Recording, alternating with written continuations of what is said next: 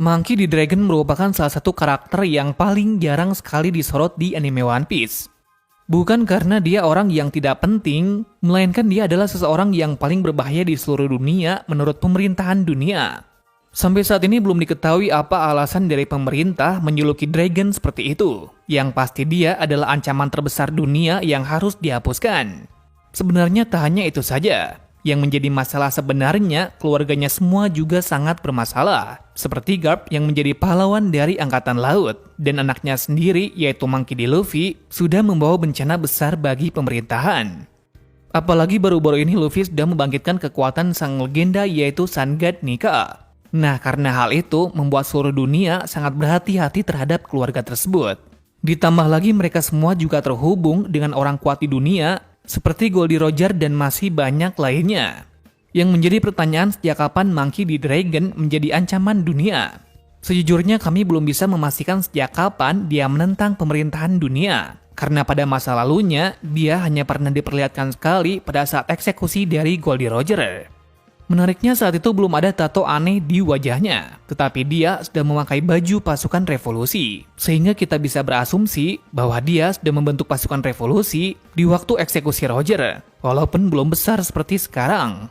Sejak flashback itu, kita masih belum diperlihatkan lagi tentang Dragon. Satu hal yang bisa diketahui sejak saat mendengar kata-kata terakhir dari Roger, Dragon pun lebih bertekad lagi untuk mengungkap kejahatan dari pemerintah dunia. Sejak saat itu juga, dia mengumpulkan orang terkuat di dunia untuk menunjang pasukan revolusi army. Barulah di situ dia menemukan sesuatu kekuatan yang sangat misterius. Entah kekuatan apa itu. Satu hal yang pasti, tandanya adalah tato misterius di wajah dari Dragon. Sekarang kita berbicara tentang kekuatan darinya. Yang mana sampai saat ini belum ada orang yang mengkonfirmasi kekuatan dari Dragon. Apakah berasal dari buah iblis tipe Zoan, Paramecia, atau Logia? Pertama kali diperlihatkan kekuatan darinya ialah pada saat di Lockdown, di mana kekuatannya itu muncul saat Luffy akan dipasung oleh Buggy di altar eksekusi Goldie Roger. Secara mengejutkan tiba-tiba saja petir dengan sangat dahsyat menyambar Luffy dan Buggy dengan sangat kuat. Karena hal itu pula, Luffy bisa selamat dari kematian tersebut. Apakah petir itu hanya kebetulan belaka? Nah, jika kita menghubungkan dengan kekuatan buah iblis dari Luffy yang baru-baru ini, banyak yang berpendapat bahwa yang menyelamatkan Luffy saat itu adalah buah iblisnya. Dikarenakan buah iblis Hito-Hito no Mi model Nika memiliki pemikiran sendiri. Tak hanya dari itu saja. Tak lama sejak kebangkitannya itu, Luffy menunjukkan kekuatan yang sangat tak masuk akal, yang mana dia bisa memegang petir dan menggunakannya sebagai serangan. Karena dari scene tersebutlah banyak yang berpendapat bahwa Luffy memiliki elemen petir. Tetapi menurut kami bukan seperti itu kasusnya, dikarenakan Luffy bisa memegang petir setelah kebangkitan dari Awakening-nya. Dan sebelum Awakening, Luffy hanya memiliki kemampuan karet saja. Jadinya yang menolong Luffy di Lockdown sebenarnya siapa? Menurut pendapat kami yang menyelamatkan Luffy saat itu adalah Dragon sendiri. Kenapa kok seperti ini? Bukannya kekuatan dari Dragon hanya menggunakan elemen angin dan badai saja? Tentu saja tidak. Mengingat saat pedang Buggy hampir mengenai leher dari Luffy, di sanalah ada percikan petir di atas lehernya, dan kemudian barulah dari atas petir menyambar mereka berdua. Sehingga kami berasumsi kalau petir tersebutlah kekuatan dari Dragon, dikarenakan hanya itu saja cara untuk menolong Luffy dari kejauhan. Kok bisa memiliki elemen petir bukannya hanya badai dan angin saja ya? Jika kalian mengetahui bila ada badai yang besar, maka disitulah ada petir yang menyambar. Contohnya saja jika ada hujan, maka yang akan muncul adalah badai petir. Sebaliknya, jika yang berhembus ada pasirnya, maka yang akan muncul adalah badai topan. Kesimpulannya Dragon menggunakan badai petir tersebut untuk menyelamatkan Luffy. Kemungkinan kedua, bisa jadi itu hanya kebetulan saja ada petir yang menyambar tepat di situ. Namun jika demikian, kok di situ yang terkena petir bukan bangunan yang di dekatnya? Untuk saat ini masih menjadi misteri kenapa bisa seperti itu. Lanjut dari alasan Dragon menyelamatkan Luffy saat itu ialah karena dia adalah ayahnya. Dan satu hal lagi, dia ingin mengetahui tekad Luffy seperti apa, serta sejauh mana dia akan melangkah. Kenapa demikian? Dikarenakan saat itu Dragon melihat Luffy seperti Roger. Hal ini bisa diketahuinya saat Luffy tidak takut mati, dan malah tersenyum. Sehingga dia pun berpendapat bahwa Luffy akan menjadi orang yang seperti Roger nantinya. Selain dari angin besar itu muncul, tiba-tiba terjadi hujan yang sangat lebat yang membuat Luffy bisa kabur dari pulau itu. Dari sini pula kita bisa menyimpulkan bahwa kekuatan dari dragon ada dua, yaitu kekuatan angin dan badai. Pertanyaannya, apakah kekuatan dari dragon adalah logia pengendali cuaca? Menurut kami tidak dan tidak akan mungkin. Mengingat jika ada orang yang memiliki kekuatan seperti itu, maka akan sangat overpower dan tidak ada tandingannya. Satu kekuatan yang tepat untuk dragon adalah buah iblis tipe Zuan langka Shenlong. Apa itu Shenlong? Shenlong secara harfiah adalah naga spiritual dari mitologi Tiongkok yang menguasai badai dan juga pembawa hujan. Dia sama pentingnya dengan makhluk lain seperti Tianlong, naga surgawi. Di dalam mitologi Jepang, naga ini bisa disebut dengan Shenryu.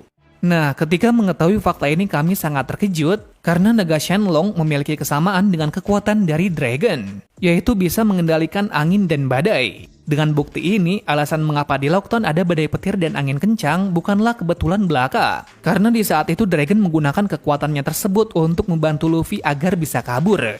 Apakah bukti ini kurang valid bahwa dragon adalah pengguna buah iblis tipe Zuan Dewa Naga? Selain dari kekuatan itu, dragon memiliki satu jurus yang sangat mematikan, yaitu Dragon Claw atau cengkrama naga.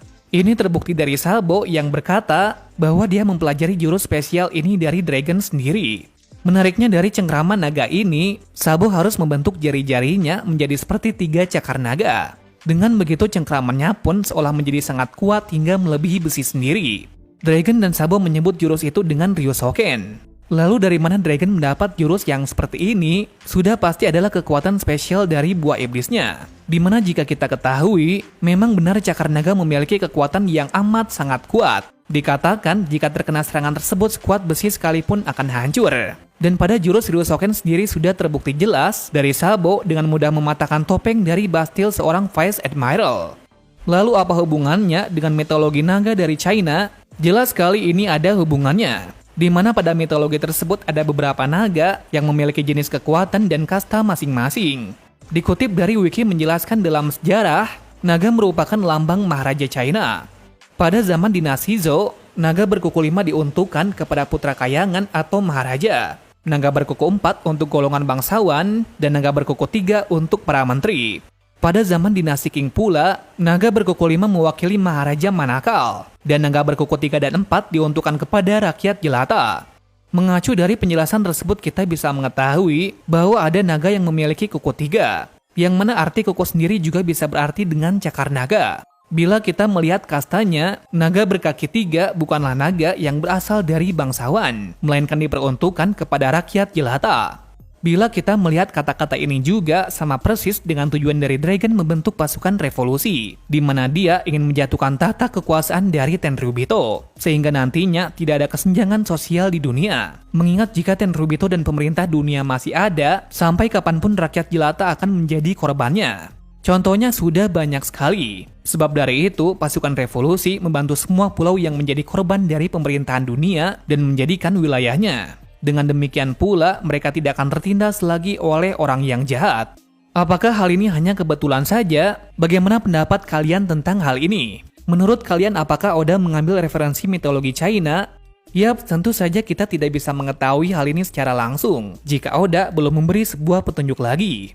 Selain dari itu, Shenlong juga ada dalam anime Dragon Ball, yang mana Oda sangat menyukai manga garapan Akira Toriyama. Bahkan dia membuat One Piece karena terinspirasi dari manga tersebut. Nah, dalam anime One Piece, simbol dari pasukan revolusi adalah sebuah lambang kepala naga dengan tulisan Ra. Tak hanya simbolnya saja, kepala kapal bajak lautnya juga seekor naga. Jadi secara harfiah kita bisa berasumsi bahwa Dragon adalah pengguna buah iblis tipe Zuan langka Shenlong.